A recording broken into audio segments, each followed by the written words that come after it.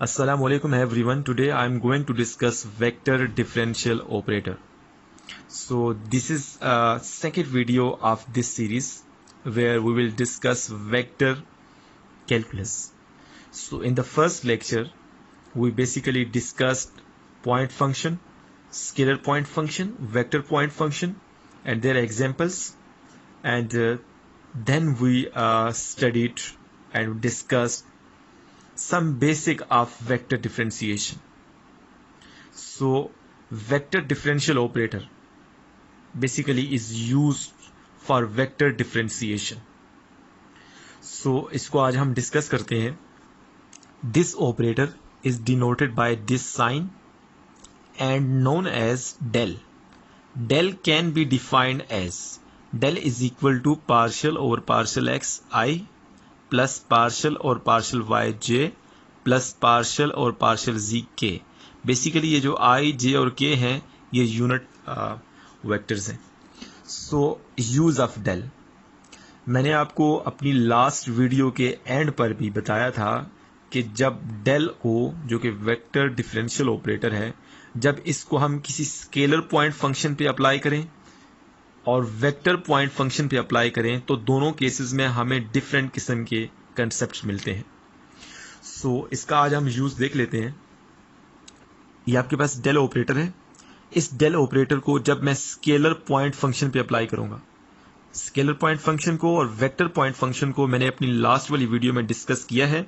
उस वीडियो का जो लिंक होगा वो मैं इस वीडियो की डिस्क्रिप्शन में डाल दूंगा. सो आप इसको यहां से इजीली देख सकते हैं. सो डेल ऑपरेटर को जब मैं स्केलर पॉइंट फंक्शन पे अप्लाई करूंगा तो हमें gradient of scalar point function मिलेगा, normal vector of scalar point function भी मिलेगा. सिमिलरली डायरेक्शनल डेरिवेटिव भी हम फाइंड कर सकते हैं. सो डेल ऑपरेटर को जब आप वेक्टर पॉइंट फंक्शन पे अप्लाई करेंगे तो हमें डाइवर्जेंस मिलती है और कर्ल मिलती है. सो बेसिकली डाइवर्जेंस और कर्ल के दो कंसेप्ट बहुत इंपॉर्टेंट है मैथमेटिक्स में. सो जब भी हम डेल ऑपरेटर को वेक्टर पॉइंट फंक्शन पे अप्लाई करेंगे तो हमें डाइवर्जेंस ऑफ वेक्टर मिलेगी और कर्ल ऑफ वेक्टर मिलेगा. सो बेसिकली कर्ल में हम रोटेशनल और इरोटेशनल के कंसेप्ट तक पहुंचेंगे. सो आज की इस वीडियो में हम डेल ऑपरेटर को स्केलर पॉइंट फंक्शन पे अप्लाई करेंगे और हम देखेंगे कि किस तरह से हम किसी भी स्केलर पॉइंट फंक्शन का ग्रेडियंट फाइंड करते हैं, किसी भी स्केलर पॉइंट फंक्शन का नॉर्मल वेक्टर फाइंड करते हैं. क्योंकि आपके पास जो स्केलर पॉइंट फंक्शन होता है वो सरफेस को रिप्रेजेंट करता है और सरफेस के ऊपर जो नॉर्मल वेक्टर होता है वो हम with the help of this del operator find कर सकते हैं. मतलब डेल ऑपरेटर को हम स्केलर पॉइंट फंक्शन पे अप्लाई करेंगे तो हमें नॉर्मल वेक्टर मिलेगा और नॉर्मल वेक्टर की किसी भी पॉइंट के ऊपर अगर वैल्यू चाहिए तो हम नॉर्मल वेक्टर की किसी पॉइंट के ऊपर वैल्यू फाइंड कर सकते हैं. डायरेक्शनल डेरिवेटिव भी हम फाइंड कर सकते हैं उस नॉर्मल वेक्टर का. सो आज की इस वीडियो में बेसिकली हम नॉर्मल वेक्टर को, हम डेल ऑपरेटर को स्केलर पॉइंट फंक्शन पे अप्लाई करेंगे और इन कंसेप्ट्स के बारे में पढ़ेंगे. सो आई होप सो आपको ये वीडियो यहाँ तक समझ आ गई है. अभी इसको हम स्टार्ट करते हैं. सो नाउ स्टूडेंट, हम सबसे पहले डेल ऑपरेटर को किसी स्केलर पॉइंट फंक्शन पे अप्लाई करते हैं और हमें सबसे पहले जो कंसेप्ट मिलेगा वो ग्रेडियंट का कंसेप्ट मिलेगा. सो इसको हम डिस्कस कर लेते हैं. Gradient of scalar point function ये क्या होता है इसको हम देख लेते हैं. Let f be any scalar point function. The gradient of f is denoted by del f and defined as del f is equal to, यहां पर आप डेल की वैल्यू पुट करें जो कि हमने लास्ट वाले पेज पे लिखी है. डेल बराबर होता है partial over partial x i plus partial over partial y j plus partial over partial z k. I j k आपके पास यूनिट वेक्टर्स हैं. इनटू एफ आपके पास ऐसे ही रहेगा. अब आपके पास जो एफ है, क्योंकि वो एक स्केलर पॉइंट फंक्शन है, एफ आपके पास एक स्केलर पॉइंट फंक्शन है, तो आपके पास ये पार्शियल और पार्शियल एक्स एफ पे अप्लाई होगा, पार्शियल और पार्शियल वाई एफ पे अप्लाई होगा और पार्शियल और पार्शियल जी भी एफ पे अप्लाई होगा. तो आपके पास ये आ जाएगा which implies gradient of f. ये जो डेल एफ है बेसिकली डेल एफ बराबर होता है ग्रेडियंट ऑफ एफ की. So gradient of f is equal to del f की वैल्यू कितनी है ये आपने फाइंड की है थोड़ी देर पहले. तो ये बेसिकली ग्रेडियंट ऑफ एफ की वैल्यू आ गई। एफ आपके पास कोई भी स्केलर पॉइंट फंक्शन है। अच्छा, ये जो gradient of scalar point function है, इसकी फिजिकल इंटरप्रिटेशन क्या है, ज्योमेट्रिक इंटरप्रिटेशन क्या है, sorry. So gradient of f बराबर है del f, this is equal to represent normal vector to surface at any point. ये मैंने आपको पहले भी बता दिया है कि gradient of scalar point function, क्योंकि स्केलर पॉइंट फंक्शन जो है वो किसी भी सरफेस को रिप्रेजेंट करता है, उस सरफेस के ऊपर जो नॉर्मल वेक्टर होते हैं, मतलब जो टेंजेंट लाइन के परपेंडिकुलर वेक्टर होता है, उस वेक्टर को फाइंड करने के लिए बेसिकली हम ग्रेडियंट को यूज करते हैं। बेसिकली ये जो ग्रेडियंट ऑफ एफ है ये नॉर्मल वेक्टर को शो कर रहा है। सो उस सरफेस के ऊपर जो नॉर्मल वेक्टर होंगे, किसी भी पॉइंट के ऊपर हम कोई सा भी नॉर्मल वेक्टर फाइंड कर सकते हैं with the help of this del operator when we apply del operator on any scalar point function. So when we apply del operator on any scalar point function, this is equal to gradient of f, और gradient of f basically उस normal vector को ही कहते हैं। सो I hope so आपको ये जो geometric interpretation है, gradient word का जो मतलब है उसकी आपकी अंडरस्टैंडिंग हो गई है। अच्छा, अभी हम आगे मूव करते हैं। सो नो हम कुछ एग्जाम्पल जो हैं ग्रेडियंट से रिलेटेड वो हम उसको सॉल्व कर लेते हैं। सो लेट्स सी, आपके पास एग्जाम्पल नंबर 1 देखें जरा।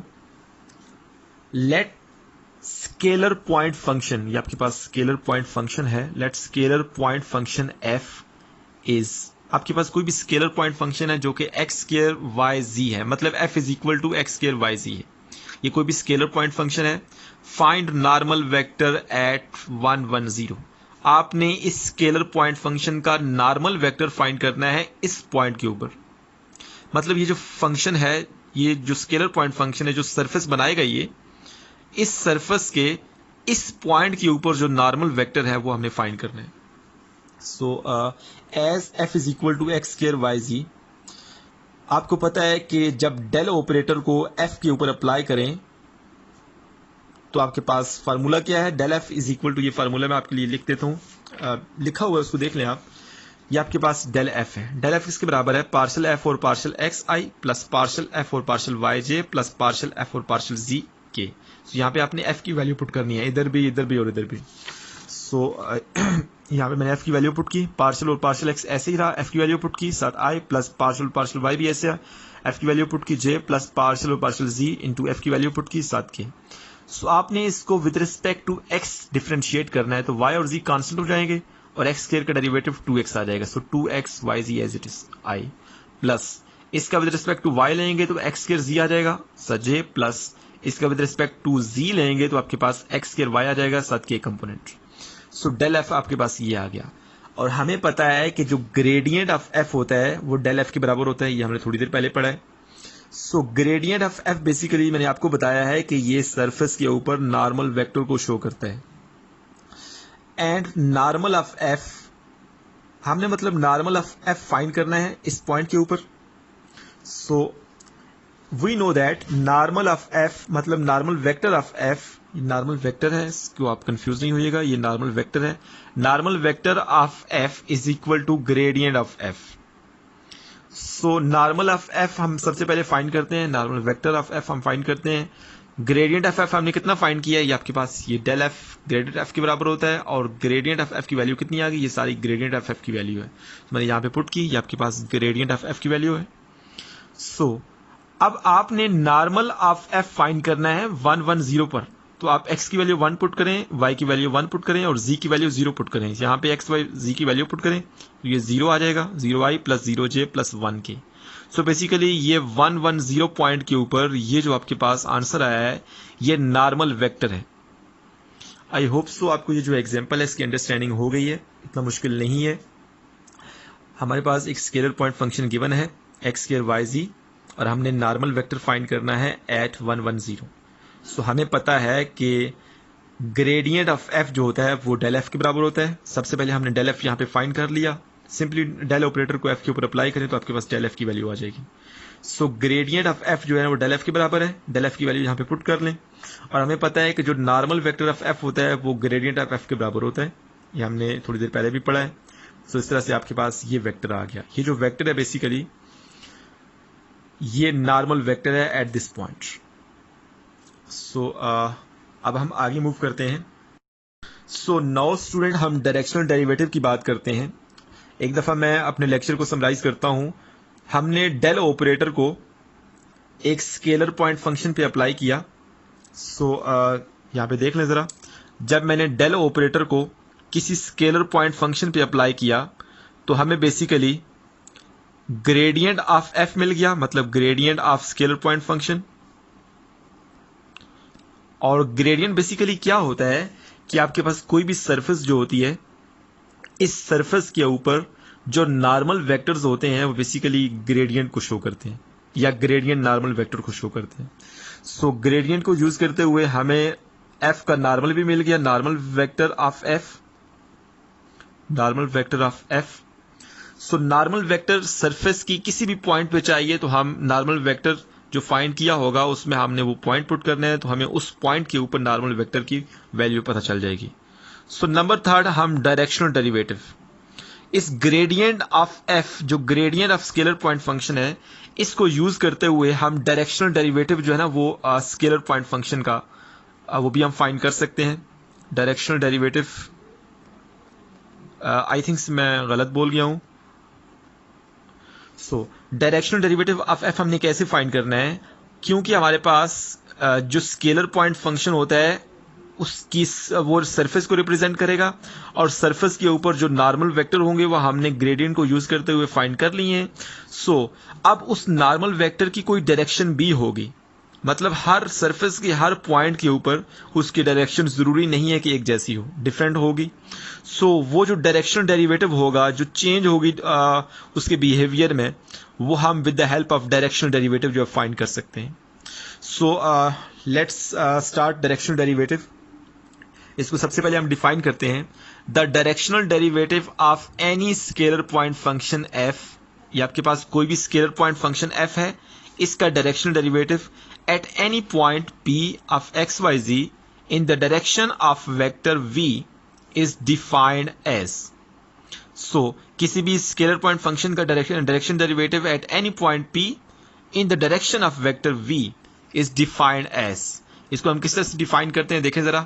Directional derivative at this point is equal to gradient of f at point p, मतलब हमने उस फंक्शन का, स्केलर पॉइंट फंक्शन का ग्रेडियंट फाइंड करना है किसी पॉइंट पी पर जिस पर हमें डायरेक्शन डेरिवेटिव चाहिए। डॉट प्रोडक्ट हमने लेना है वी के यूनिट वेक्टर से, मतलब वी वेक्टर और वी का magnitude.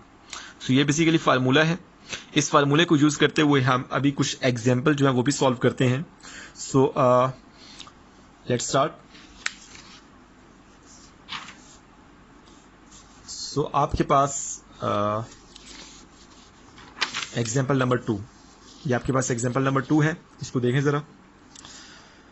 Find directional derivative of scalar point function F. Find directional derivative of scalar point function F. F आपके पास क्या है, R3 में से हमने एफ लिया है वाई स्केयर प्लस एक्स जी माइनस जी। ये आपके पास एक एफ है जो कि स्केलर पॉइंट फंक्शन है।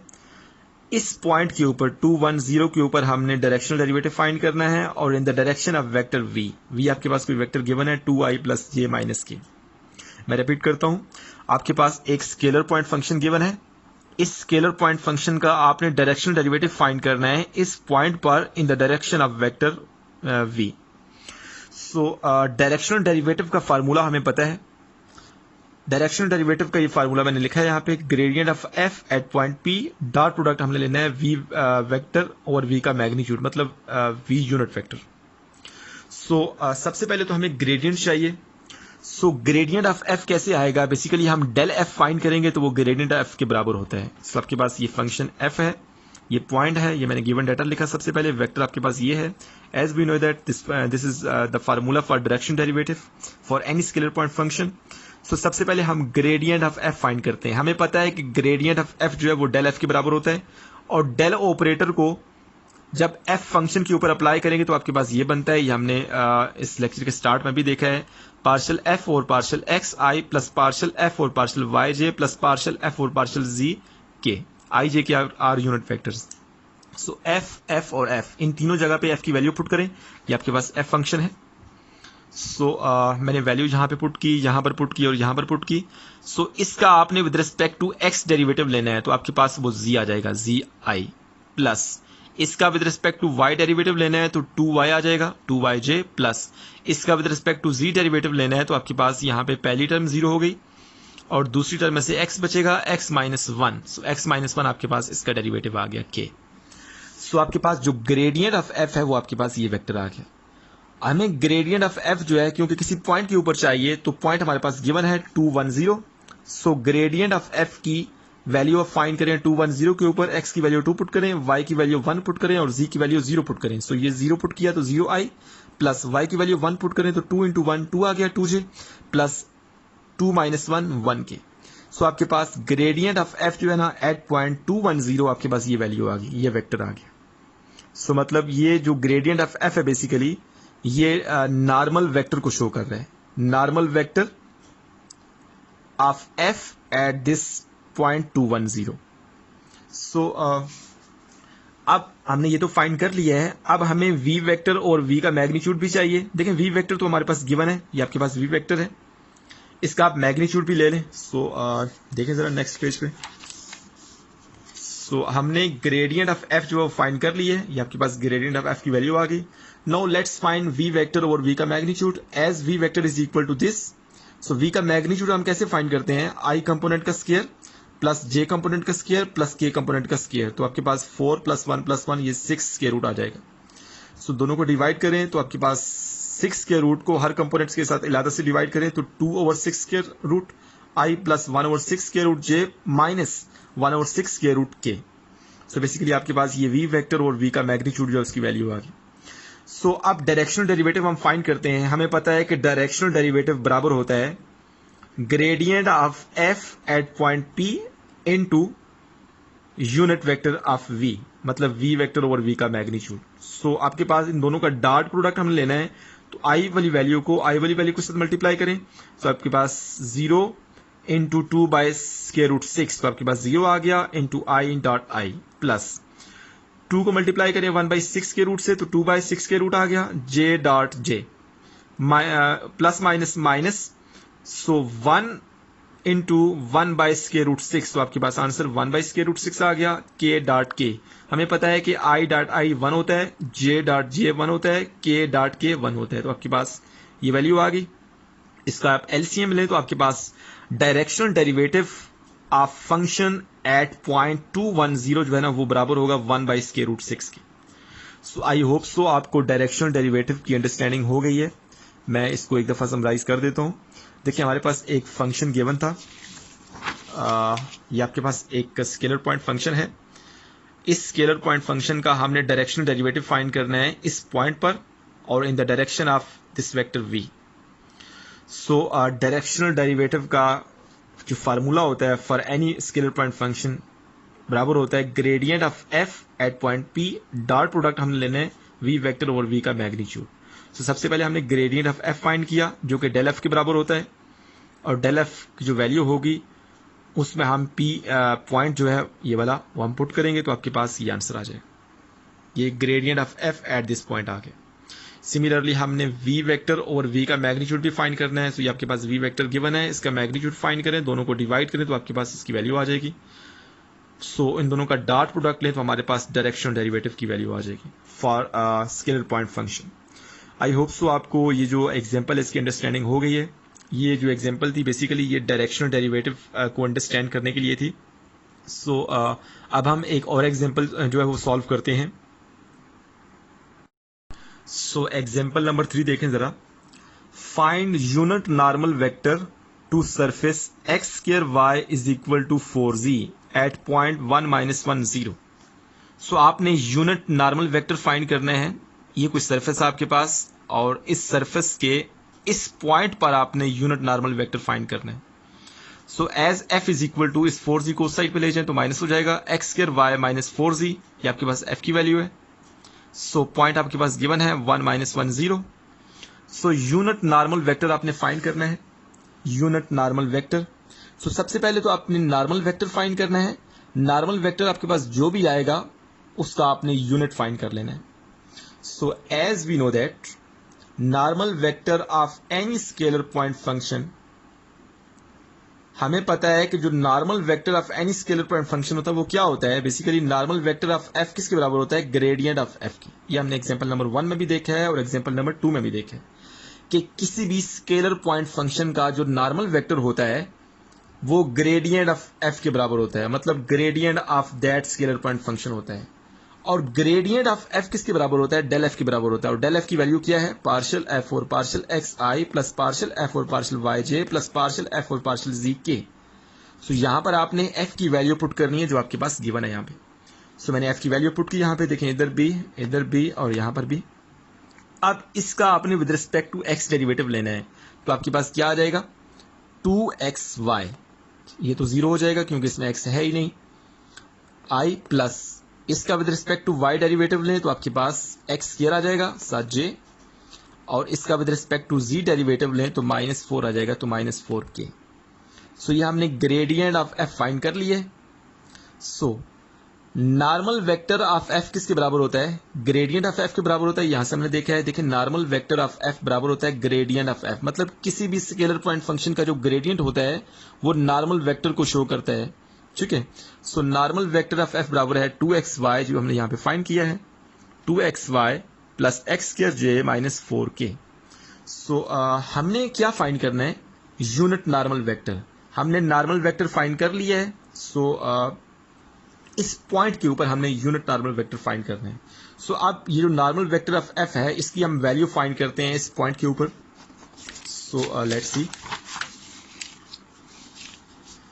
जो नॉर्मल वेक्टर हमने फाइंड किया स्केलर पॉइंट फंक्शन का, उसकी वैल्यू हमने फाइंड करनी है 1 - 1 0, मतलब इस पॉइंट के ऊपर जो नॉर्मल वेक्टर बन रहा है for given scalar point function वो क्या होगा, आपने x की वैल्यू 1 पुट करनी है, y की वैल्यू -1 और z की वैल्यू 0। तो आपके पास यहां पर आप x y z की वैल्यू पुट करें, देखिए यहां पे x की वैल्यू 1 पुट करें, y की वैल्यू -1 पुट करें तो -2 आ जाएगा, x की वैल्यू 1 पुट करें तो 1 ही आएगा यहां से, और यहां से -4। तो आपके पास कौन सा वेक्टर बना, -2i प्लस j -4k।